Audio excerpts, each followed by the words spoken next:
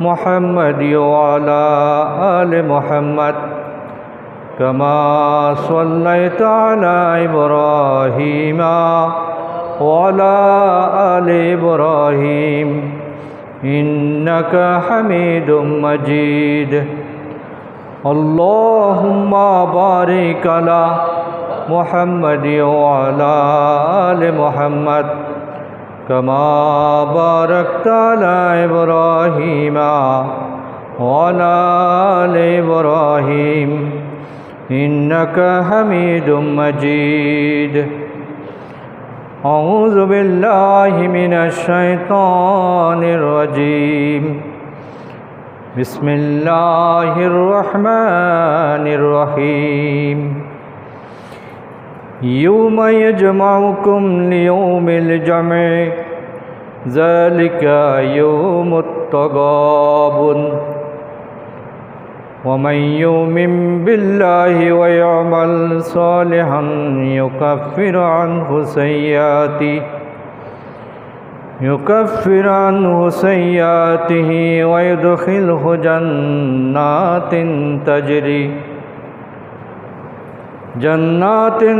تجري من تحتها الأنهار خالدين فيها أبدا ذلك الفوز العظيم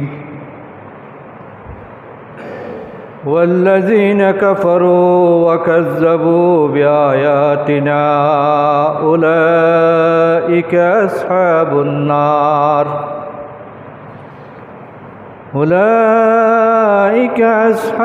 النار خالدين فيها وبئس المصير صدق الله العلي العظيم আল্লাহ তাআলা ইরশাদ করেন ইয়ৌমা ইয়াজমাউকুম লিয়ৌমিল জামে, যেদিন তিনি তোমাদেরকে একত্রিত করবেন, সমবেত করবেন, সেই সমাবেশের দিনে তোমাদের সবাইকে একদিন এক জায়গায় সমবেত হতে হবে।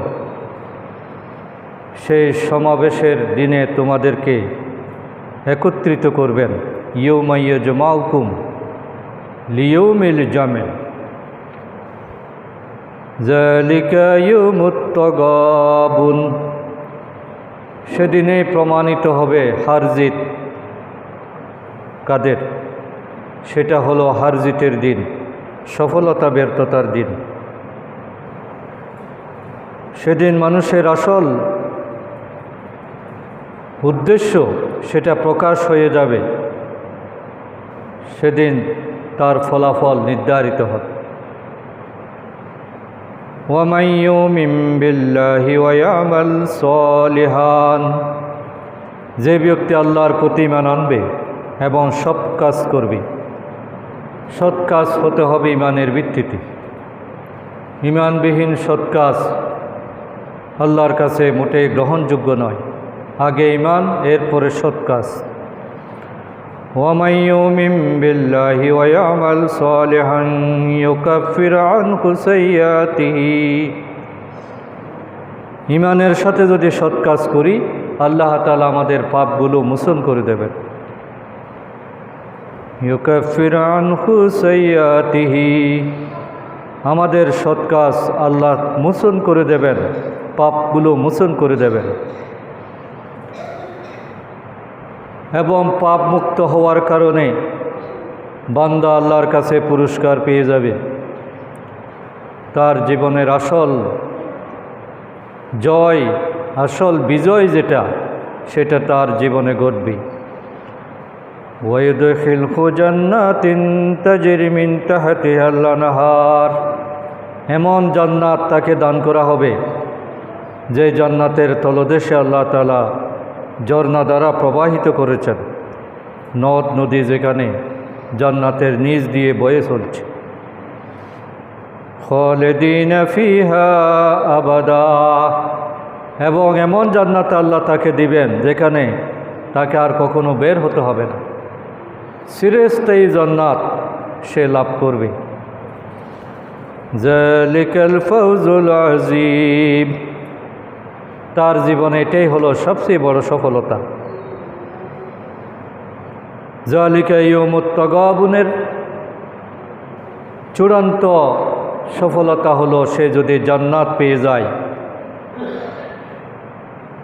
তার যদি গুনাহ মাফ হয়, আল্লাহ যদি তার সৎ কাজগুলো কবুল করেন, তাকে যদি ইমানদার হিসাবে আল্লাহ পুরস্কৃত করেন, তাহলে সেদিনেই প্রমাণিত হবে সে সত্যিকারভাবে সফল হয়ে গেল। যালিকাল ফাউজুল আযীম, সেটাই তার জীবনে বড় ধরনের সফলতা। ওয়াল্লাযীনা কাফারু ওয়া কাযযাবু বিআয়াতিনা উলাইকা আসহাবুন নার। আর যারা কুফরি করবে আর আমার আয়াতগুলোকে অস্বীকার করবে, উলাইকা আসহাবুন নার খালিদিনা ফিহা, তারা হবে জাহান্নামের অধিবাসী, যেখানে তাদেরকে আজীবন থাকতে হবে, চিরস্থায়ী। জান্নাত হলো চিরস্থায়ী, জাহান্নাম হলো চিরস্থায়ী। জান্নাত এবং জাহান্নাম অস্থায়ী কোনো ঠিকানা নয়, সেটা আল্লাহ যাকে দেবেন স্থায়ীভাবেই দেবেন। ওয়াবিসাল মাসির। আর এই জান্নাতে ঢুকে যাওয়া এটা তার জন্য খুবই খারাপ, অত্যন্ত বেদনাদায়ক, মন্দ একটি ফিরে যাওয়ার জায়গা হলো জাহান্নাম। মানুষ তো জান্নাত থেকে এসেছিল, তার আসল ঠিকানা হলো জান্নাত। সে আসল ঠিকানা বাদ দিয়ে যদি সে জাহান্নামে চলে যায়, তাহলে এটা তার আসলে ফিরে যাওয়ার জায়গা ছিল না। এটা সে ভুল পথেই ঢুকে গেছে, তার ঠিকানা ওখানে হওয়ার কথা ছিল না, তার আসল ঠিকানা হওয়ার কথা ছিল জান্নাত। এই জন্য যে জান্নাত থেকে বঞ্চিত হলো, সে আসলে বড় ধরনের ভুল জায়গায় সে পৌঁছে গেল। সূরা তাগাবুনের 9 এবং 10 নম্বর আয়াত আমি তেলাওয়াত করলাম এবং অর্থটা বলার চেষ্টা করা হলো। 18 আয়াত বিশিষ্ট এই সূরায় এই 9 নম্বর আয়াতটি সূরার মাঝখানে অবস্থিত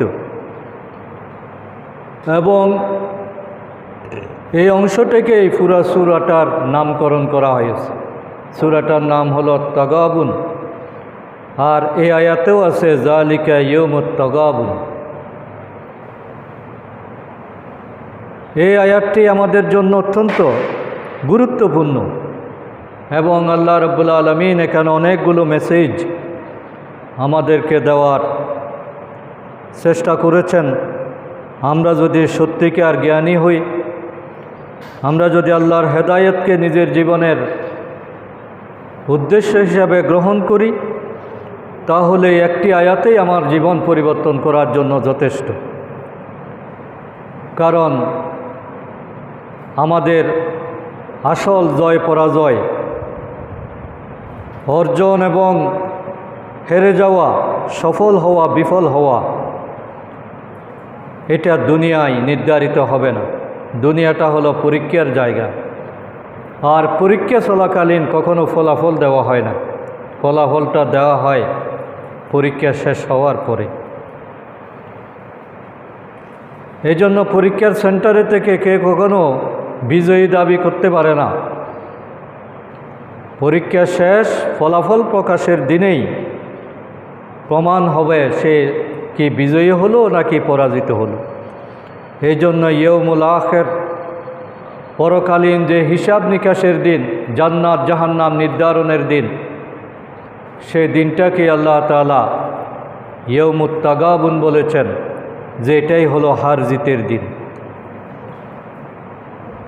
সেদিন আমি যদি বিজয়ী হই, আল্লাহ আমার উপর সন্তুষ্ট হয়ে আমাকে জান্নাত দেবেন, আমার পাপগুলো মোচন করে দেবেন। পাপ মুক্ত হয়েই আমি জান্নাতে আল্লাহর সন্তুষ্টি নিয়ে প্রবেশ করতে পারব। এটাই আমার জীবনের সবচেয়ে বড় সফলতা, এটাই সত্যিকার পুরস্কার। এই জন্য দুনিয়াতে হেরে যাওয়া মানে পরাজয় নয়। দুনিয়ার সুবিধা, সম্মান, সফলতা এটা বিজয়ের কোনো মানদণ্ড নয়। আসল মানদণ্ড হলো আমি যদি মৃত্যুর পরে আল্লাহ যদি আমার উপর খুশি হয়ে যান এবং আল্লাহ যে আমাদেরকে একত্রিত করবেন, সেই জায়গা থেকে আমরা কিন্তু কেউ মুক্ত থাকতে পারবো না। আমাদের সবাইকে আল্লাহর কাছে হাজিরা দিতেই হবে, সকলকে উপস্থিত করা হবে এবং প্রত্যেকের হিসাব নিকাশ নেওয়া হবে। এই জন্য দুনিয়ার এই প্রাপ্তি অপ্রাপ্তি, আনন্দ বেদনা, লাভ ক্ষতি, অর্জন হারানো, এগুলো কোনো সত্যি চূড়ান্ত কোনো রেজাল্ট নয়। রেজাল্ট হলো ওই দিনেই যেদিন আল্লাহ আমাকে ফয়সালা করবেন। আল্লাহর ফয়সালা আমি যেদিন শুনতে পাবো, আমি কি জান্নাতি না জাহান্নামী। আমি যদি জান্নাতি হই তাহলে আমার জীবনের সত্যিকার সফলতা। এজন্য আল্লাহ তাআলা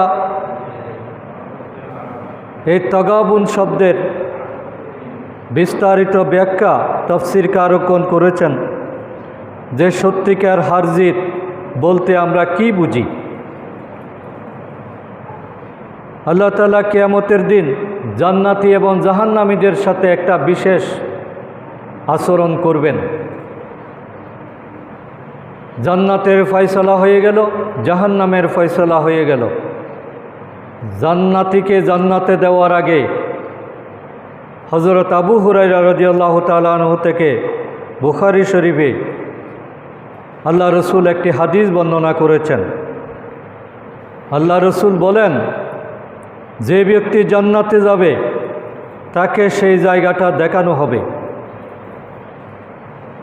দুনিয়ায় খারাপ কাজকর্ম করলে যা সে জাহান্নামে পেত, অর্থাৎ জান্নাতে যাওয়ার আগে তাকে জাহান্নামটা দেখিয়ে আনা হবে যে তুমি যদি আজকে আমার কথা না শুনতে তাহলে তোমার ঠিকানা হতো এটা। সুতরাং জান্নাতীরা জান্নাতে যাওয়ার আগে জাহান্নাম একবার আল্লাহ তাকে পরিদর্শন করাবেন, যাতে সে আল্লাহর প্রতি কৃতজ্ঞ হয়, শুকরিয়া আদায় করে যে আল্লাহ তাকে কি কঠিন বিপদ থেকে বাঁচিয়ে দিয়েছেন এবং কিভাবে সে দুনিয়ায় কষ্ট করে সত্যিকার সফল হয়ে গেল, এটা যাতে সে উপলব্ধি করে। অন্যদিকে যে ব্যক্তি জাহান্নামে যাবে তাকেও জাহান্নামকে নামে নিক্ষেপ করার আগে জান্নাতে ঘুরিয়ে আনা হবে, জান্নাতের জায়গাটা তাকে দেখানো হবে। বলা হবে যে তুমি যদি আমার কথা শুনতে, তুমি যদি সৎ কাজ করতে, ঈমান আনতে, তাহলে তোমার জায়গা ছিল এটা, কিন্তু আজকে তোমাকে জাহান্নামে যেতে হচ্ছে। তাইলে জাহান্নামে যাওয়ার আগে জান্নাতের নাজ নিয়ামত যখন সে দেখবে তখন জাহান্নামে যাওয়ার যন্ত্রণাটা আরও অনেক বেড়ে যাবে। এভাবেই সত্যিকার আফসোস এবং সত্যিকার খুশি হবার যে দিন, সেটাই হলো ইয়ৌমুত তাগাবুন, হার জিতের দিন, যেদিন আল্লাহ তাআলা আমাদেরকে জান্নাত এবং জাহান্নামের ফয়সালা করবেন। রাসূল সাল্লাল্লাহু আলাইহি ওয়াসাল্লাম মানুষের হার জিত বলতে, সফলতা বিফলতা বলতে আরেকটি উদাহরণ দিয়েছেন।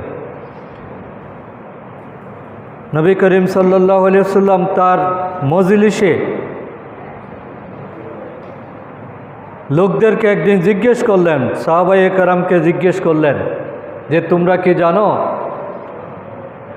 সবচেয়ে দরিদ্র ব্যক্তিকে, পৃথিবীতে সবচেয়ে অসহায় এবং দরিদ্র গরিবকে, এটা কি তোমরা জানো? সবাই স্বাভাবিকভাবে উত্তর দিল যে যার অর্থ সম্পদ নাই, জায়গা জমি নাই, আর্থিকভাবে দুর্বল, আমাদের দৃষ্টিতে সেই দরিদ্র। কিন্তু আল্লাহ রসুল বললেন, তোমাদের এই ধারণা সঠিক নয়। সত্যিকার দরিদ্র হলো ওই ব্যক্তি যে ব্যক্তি দুনিয়াতে থাকতে অনেক নামাজ রোজা যাকাত আদায় করবে এবং প্রত্যেকটা ইবাদতের সওয়াব তার আমলনামায় জমা হবে, অর্থাৎ তার নামাজের মধ্যে কোনো ভেজাল নাই, রোজার মধ্যে কোনো ত্রুটি নাই, যাকাতের মধ্যে কোনো ঘাটতি নাই, একেবারে কবুলিয়াত নিয়েই সে আল্লাহর কাছে হাজির হবে। দুনিয়ায় নামাজ রোজা যাকাত এগুলোর সওয়াব নিয়েই আল্লাহর সামনে সে উপস্থিত হবে, কিন্তু তার আমলনামায় পাশাপাশি দেখা যাবে দুনিয়ায় এই নামাজ পড়ার পাশাপাশি সে কারো প্রতি অপবাদ দিয়েছিল, মিথ্যা অপবাদ। একজন লোক একটা কাজ করে নাই, অথচ সে বলল যে এই লোকটাই কাজের জন্য দোষী। কারো অর্থ সম্পদ মেরে খেয়েছিল, কারো বিনা অপরাধে রক্তপাত ঘটিয়েছিল, কাউকে মারপিট করেছিল, ক্ষমতার দম্ভ অহংকারে মানুষের উপর জুলুম করেছে। কিয়ামতের দিন এখন তার এই ভালো আমল নামাজ রোজা যাকাত এই আমলগুলো দিয়ে যাদের উপর জুলুম করা হয়েছিল সেই মজলুমদেরকে তার সামনে হাজির করা হবে এবং বলা হবে যে এখানে তার কোনো বিনিময় নাই, এখানে টাকা পয়সার কোনো বিনিময় নাই, এখানে হলো সওয়াব আর গুনার বিনিময়। এখন ওই মজলুম ব্যক্তিরকে বলা হবে যেহেতু তোমার উপর জুলুম করা হয়েছে, সুতরাং তুমি তার নামাজের সওয়াব যাকাতের সওয়াব রোজার সওয়াব এগুলো নিতে থাকো। এইভাবে ওই আমলদার ব্যক্তির সমস্ত সওয়াবগুলো যাকে অপবাদ দেওয়া হয়েছিল, যাকে খুন করা হয়েছিল, যাকে বাড়ি থেকে তাড়িয়ে দেওয়া হয়েছিল, যার জায়গাটা দখল করা হয়েছিল, যার মান সম্মান ক্ষুণ্ণ করা হয়েছিল, যাকে মিথ্যা মামলা দিয়ে বছরের পর বছর জেলখানায় রেখে দেওয়া হয়েছিল, তার কাছে সব ট্রান্সফার হয়ে যাবে। যেতে যেতে ওই আমলদার ব্যক্তির আর কোনো সওয়াব বাকি থাকবে না, সে শূন্য।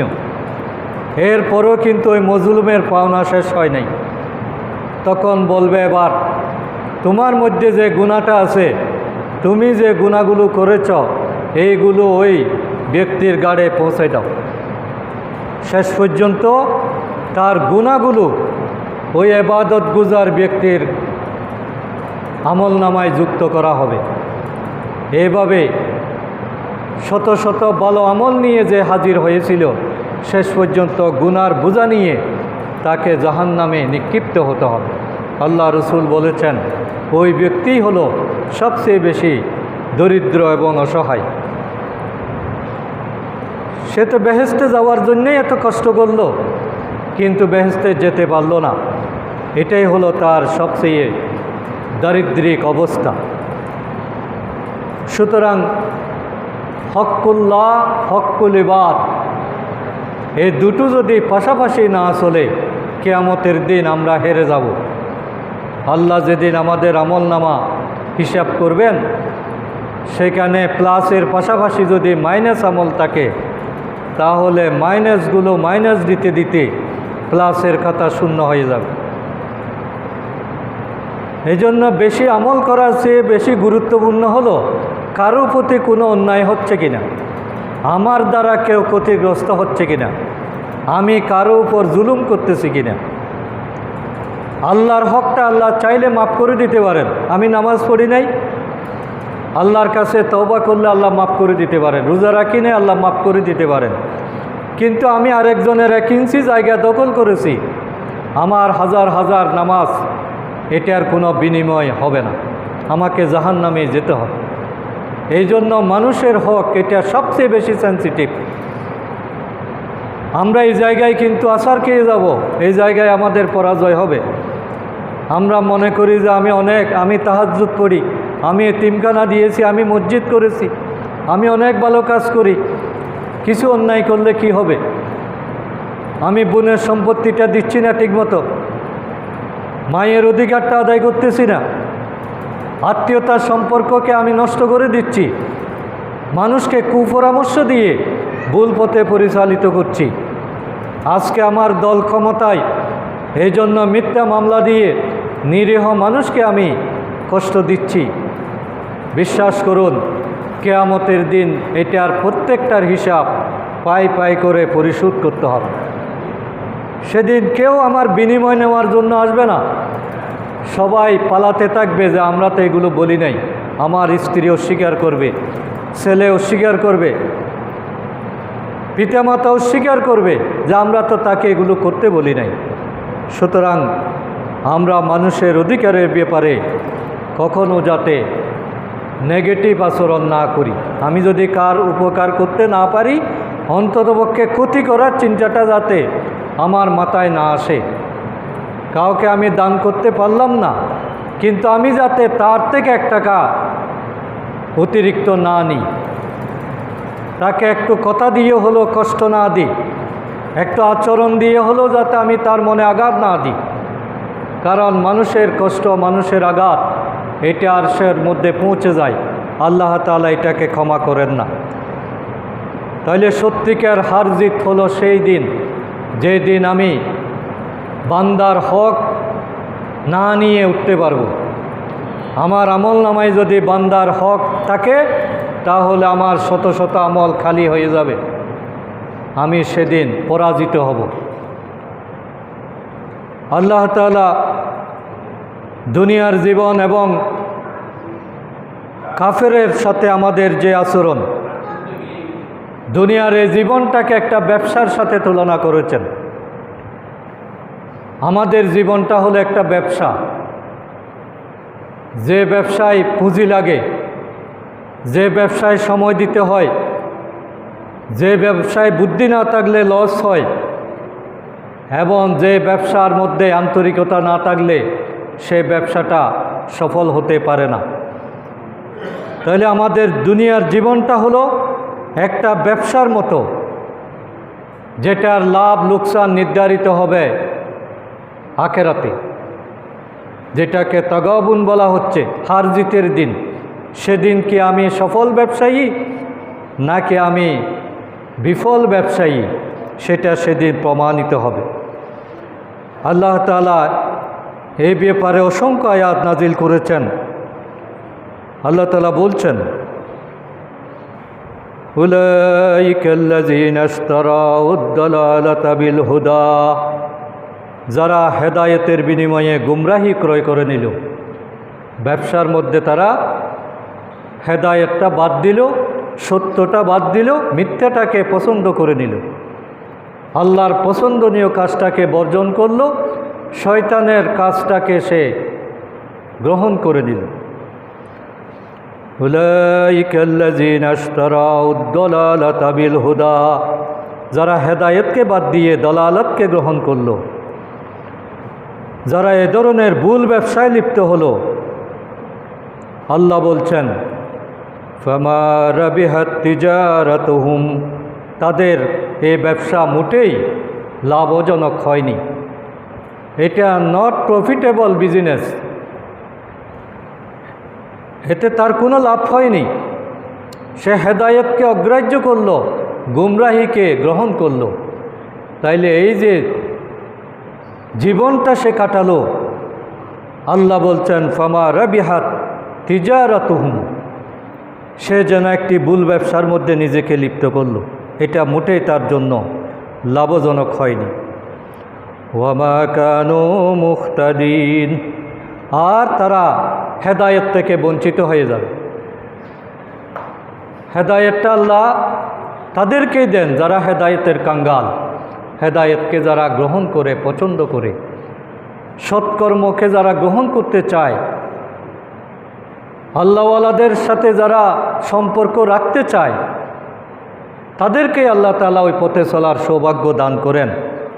যারা এটা নিয়ে তুচ্ছ-তাচ্ছিল্য করে, অপমান করে, নিজের বাহাদুরি প্রকাশ করে, নিজেকে পণ্ডিত মনে করে, আল্লাহ তাআলা তাদেরকে গুমরাহির মধ্যে নিক্ষিপ্ত করেন। এবং আল্লাহ বলছেন, ওয়ামা কানু মুহতাদিন, তারা মোটেই হেদায়েত প্রাপ্ত নয়।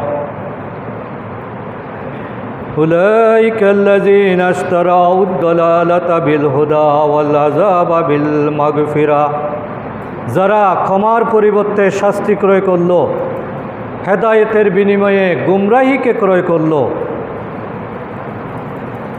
ফামা আসবারাহুম আলান নার, এবং তাদের আল্লাহর কাছে মনে হচ্ছে যে তারা আগুনকেই গ্রহণ করলো, আগুনের ব্যাপারে তারা ধৈর্যশীল, যে তারা জাহান্নামে যাওয়ার জন্য কি পরিমাণ বেপরোয়া। গুমরাহির পরিণাম যে জাহান্নাম, এটাকে তারা মোটেই পরোয়া করলো না, মনে হলো যে তারা জাহান্নামে যাওয়ার জন্যই রেডি।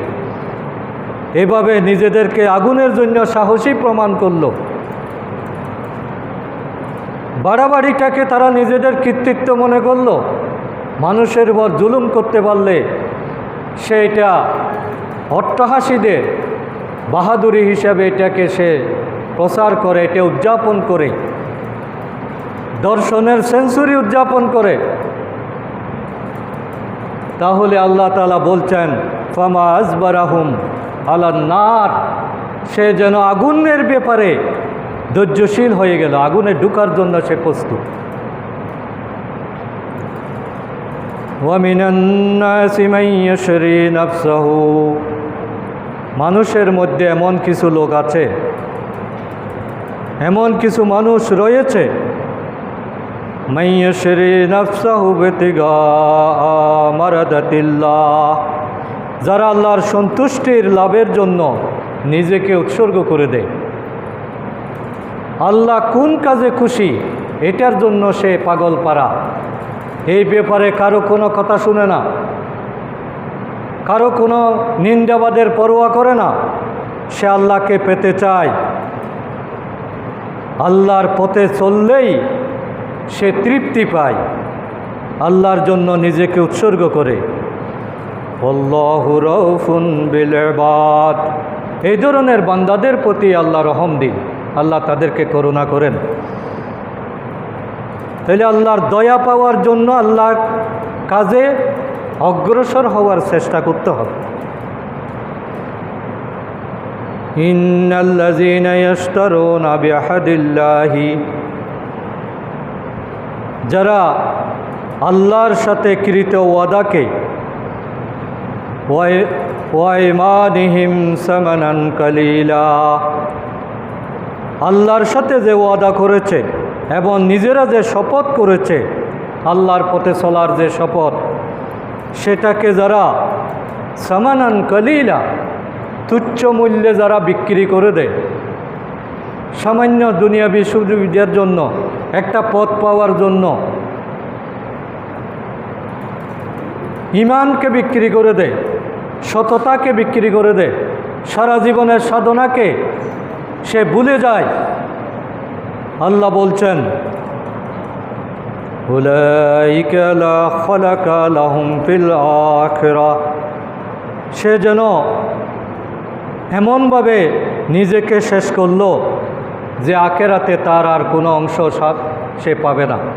যা পাওয়ার দুনিয়াবি সুযোগ সুবিধা, পদবি, ক্ষমতা, পরিচিতি, সম্পদ, জায়গা জমি, আধিপত্য, এগুলো পাওয়ার জন্য সে যেহেতু ঈমানকে বিক্রি করে দিয়েছে, নিজের চরিত্রকে জলাঞ্জলি দিয়েছে, নিজের সততাকে মূল্যায়ন করে নাই, আল্লাহর ভয়কে কোনো গুরুত্ব দেয় নাই, সুতরাং লা খালাকা লাহুম ফিল আখিরাহ, তার জন্য আখেরাতে আর কোনো অংশ নাই।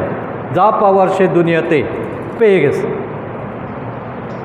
আখেরাতে সেটা তার যেটা পরিণাম।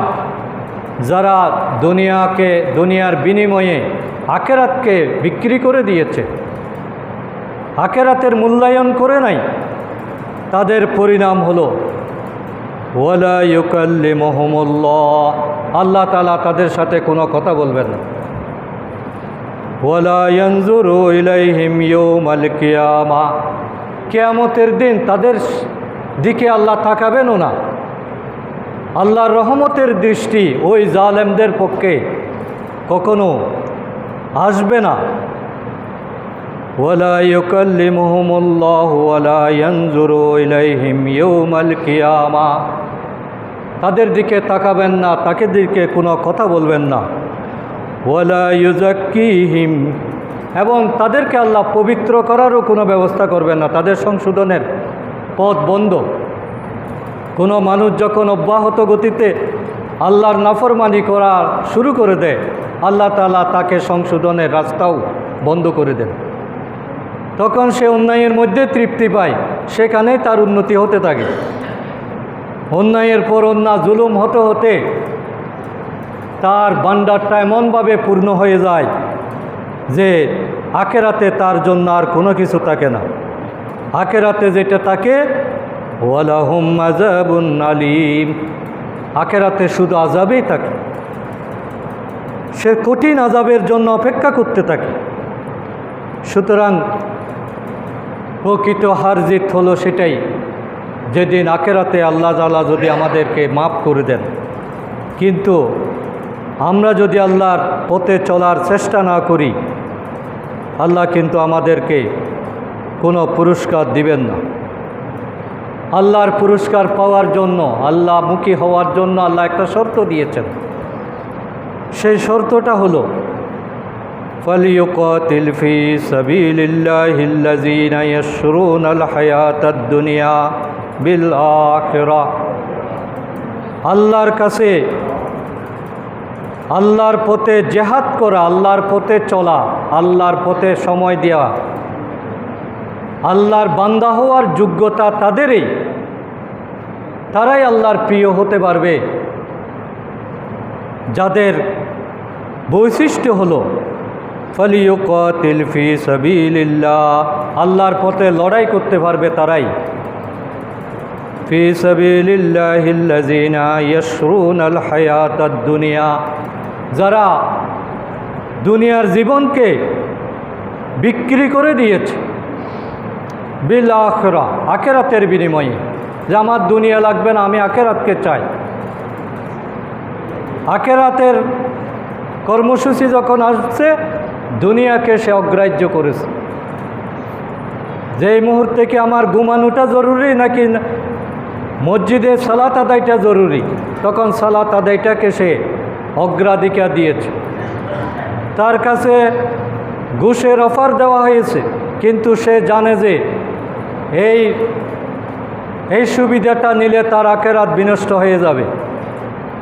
এই মুহূর্তে সে সেটা অস্বীকার করেছে।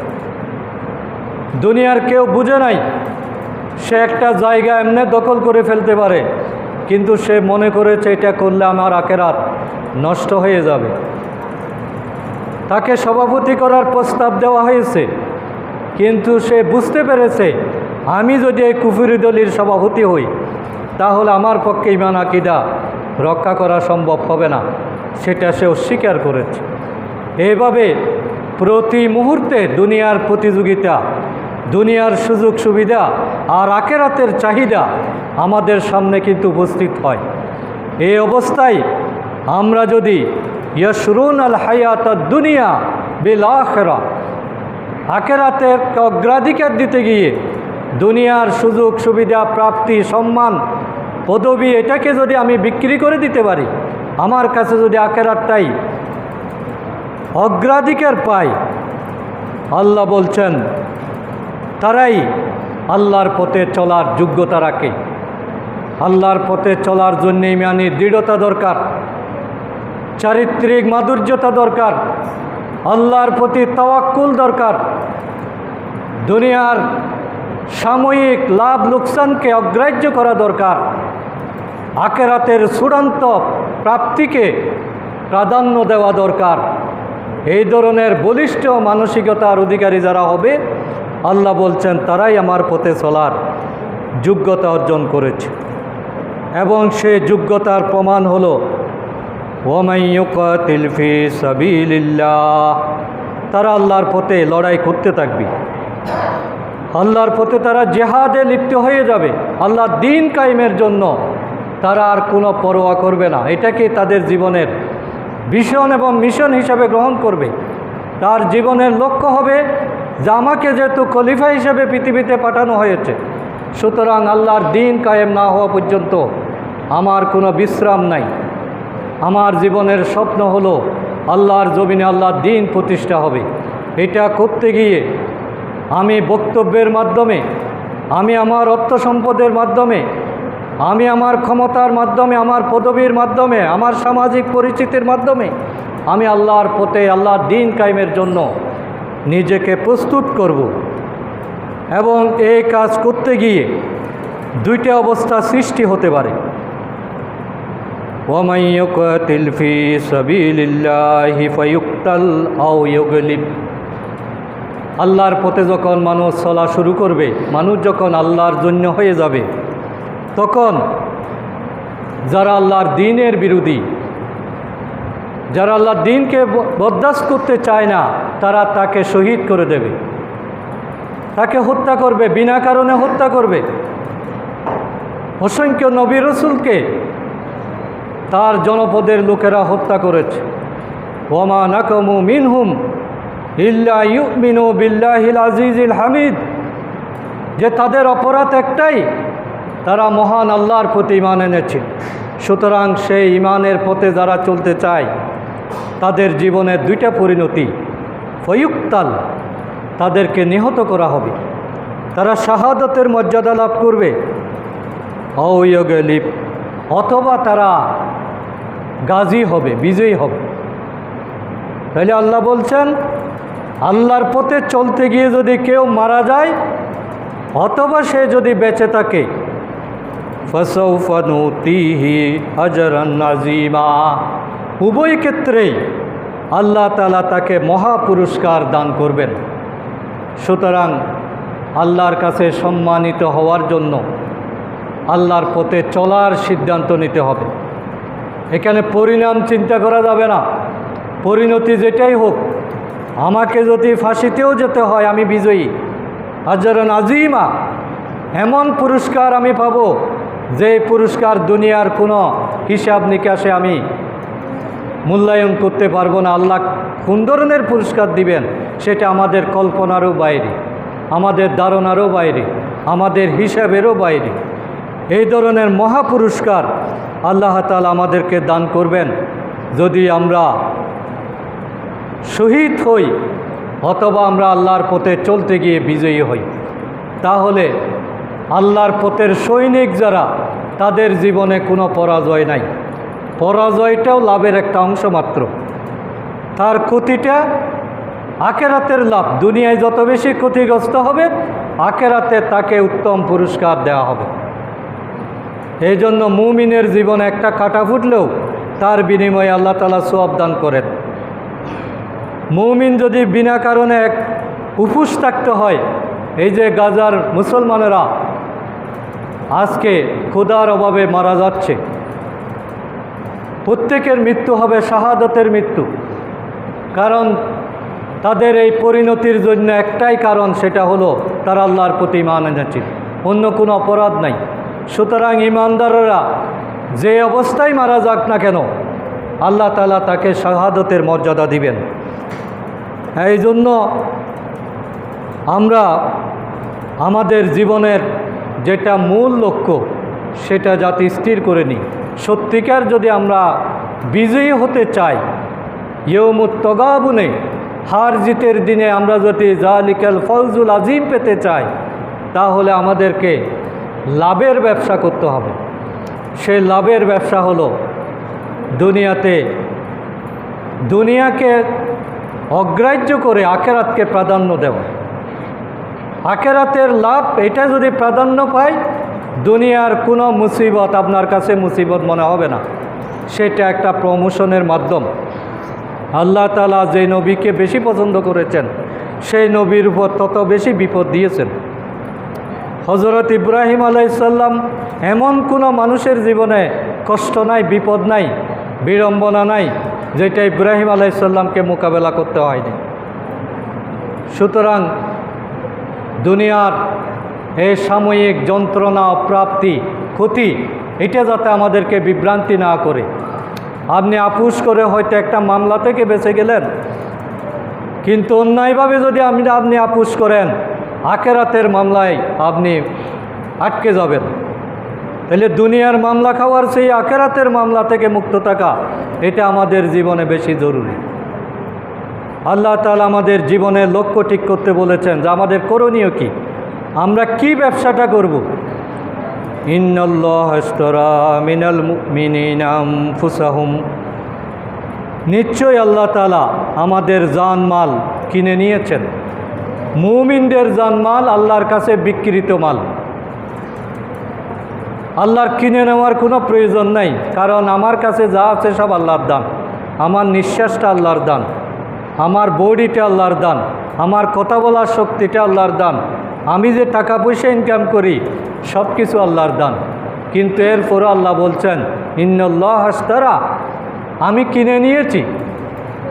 তাহলে এই কথা বলার মাধ্যমে আল্লাহ তাআলা আমাদেরকে সম্মানিত করেছেন, মানব জাতিকে বলেছেন যে আমি তোমাদেরকে দিয়েছি, কিন্তু আমি বলছি না যে আমি দিয়েছি, বরং বলছি যে আমি তোমার থেকে এগুলো কিনে নিয়েছি।